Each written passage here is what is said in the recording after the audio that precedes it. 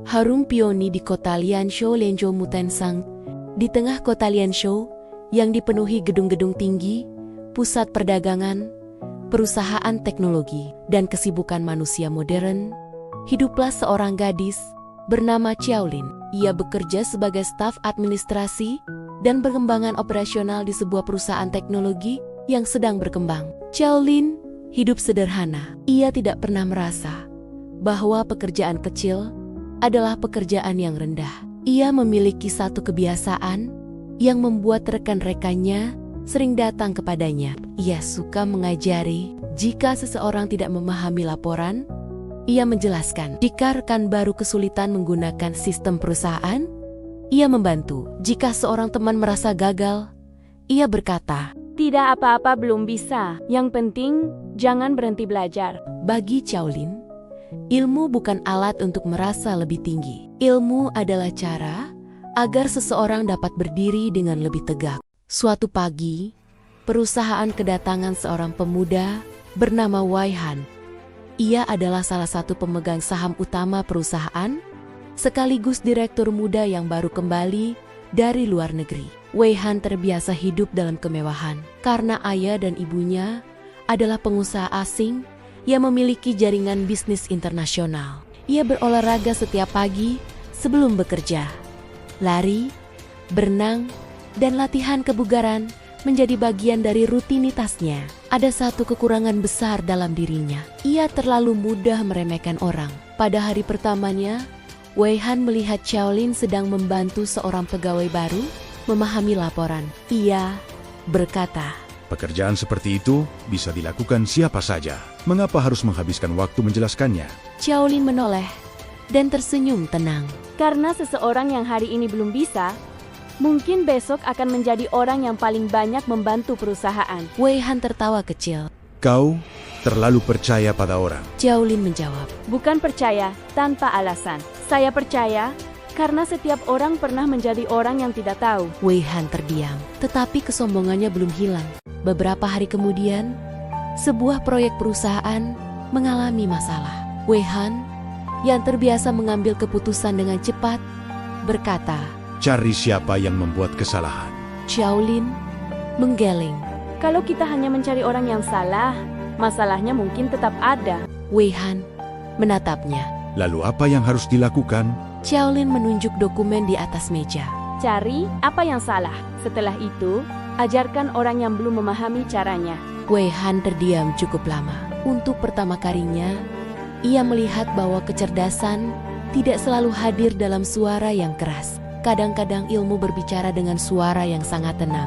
Sejak hari itu, Wei Han mulai memperhatikan Xiaolin.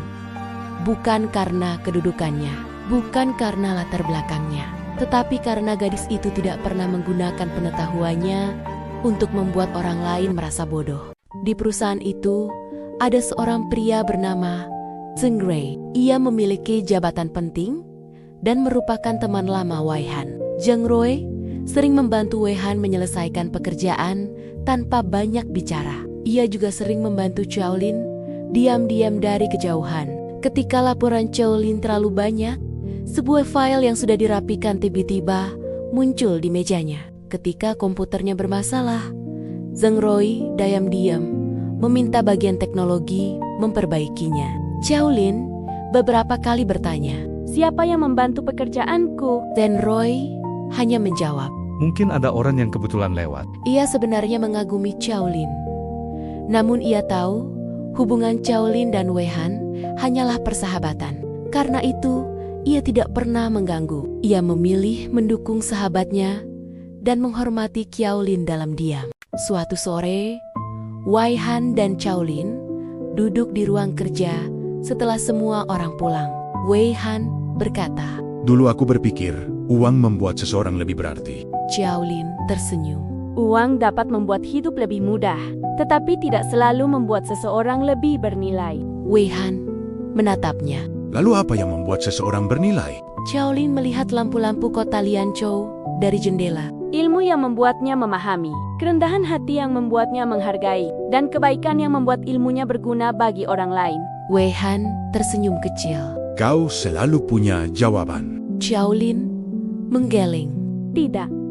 Saya hanya suka belajar dari kesalahan. Wei Han tertawa. Kalau begitu, ajari aku. Xiaolin menatapnya. Belajar itu bukan tentang siapa yang mengajari dan siapa yang diajari. Kita bisa saling belajar. Sejak saat itu, mereka menjadi sahabat. Wei Han mulai lebih menghargai pegawai perusahaan. Ia mulai mendengarkan sebelum berbicara. Ia mulai bertanya sebelum menilai. Dan ketika melihat seorang pegawai baru melakukan kesalahan, ia tidak lagi berkata, "Siapa yang melakukan ini?" Ia berkata, Mari kita lihat bagaimana memperbaikinya. dari kejauhan, Zheng Roi dan Xiaolin hanya tersenyum. Mereka tahu sahabatnya telah berubah. Beberapa bulan berlalu. Xiaolin tetap menjadi dirinya sendiri.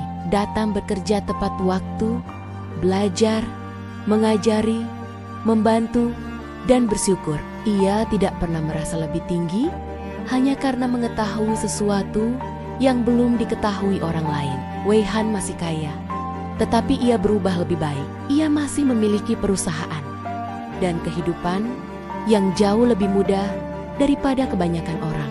Namun kini, ia memahami sesuatu yang dulu tidak pernah ia pikirkan. Kedudukan dapat membuat seseorang dihormati karena jabatan, tetapi ilmu dan kerendahan hati membuat seseorang dihormati karena dirinya sendiri. Suatu hari, Wei Han berkata kepada Xiaolin. Sekarang aku mengerti mengapa orang-orang senang berada di dekatmu. Xiaolin tertawa. Mengapa? Wei Han menjawab. Karena kau seperti Peony. Xiaolin mengernyit. Peony? Peony? Wei Han mengangguk. Tidak perlu mengejar siapapun untuk membuat orang memperhatikanmu. Kehadiranmu saja sudah cukup, dan semakin dekat seseorang mengenalmu, semakin ia memahami sesuatu. Xiaolin tersenyum. Kalau begitu, semoga bukan hanya aku yang berubah. Wei Han menatap gedung-gedung kota Lianzhou. Bukan hanya kau. Di belakang mereka, Zheng Roi berjalan mendekat, membawa beberapa dokumen. Ia melihat keduanya, lalu tersenyum kecil. Tidak ada pengakuan cinta. Tidak ada persaingan. Hanya 3 orang yang perlahan memahami bahwa hidup bukan tentang siapa yang paling tinggi berdiri, melainkan tentang seberapa banyak kebaikan yang dapat diberikan dari tempat kita berdiri. Dan di tengah hiruk-pikuk kota Lianzhou, kehidupan Xiaolin terus berjalan seperti peony yang mekar. Bukan sekadar indah dipandang, tetapi meninggalkan harum yang membuat orang lain belajar menghargai, memahami, dan menjadi lebih baik. Ilmu membuat manusia berakal, kerendahan hati membuatnya bermartabat. Dan ketika keduanya digunakan untuk menolong sesama, hidup seseorang akan meninggalkan harum yang lebih lama daripada namanya. Terima kasih sudah menonton. Sampai jumpa di video selanjutnya.